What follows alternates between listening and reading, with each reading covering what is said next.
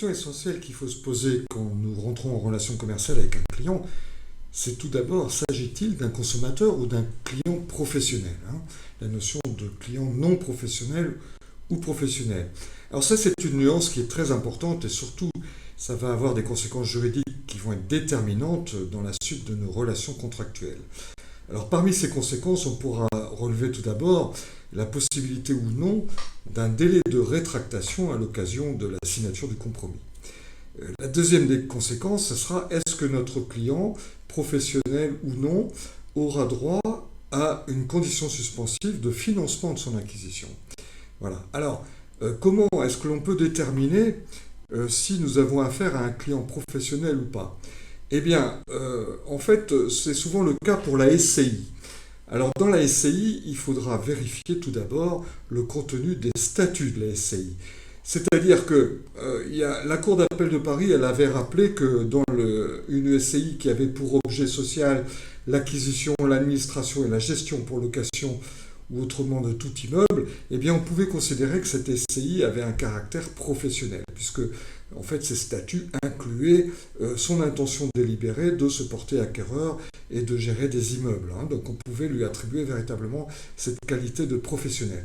Donc dans ce cas-là, la personne morale n'aura pas le droit ni à un délai de rétractation à l'occasion de la signature du compromis, ni à la condition suspensive de prêt. Hein, ça c'est très très important. Alors pour les autres personnes morales, comment est-ce que l'on peut déterminer ces questions? Eh bien, il faut savoir que quand vous avez une personne morale, c'est-à-dire une entreprise qui agit pour son compte propre, hein, qui achète par exemple un bâtiment, eh bien, il faut savoir que si il agit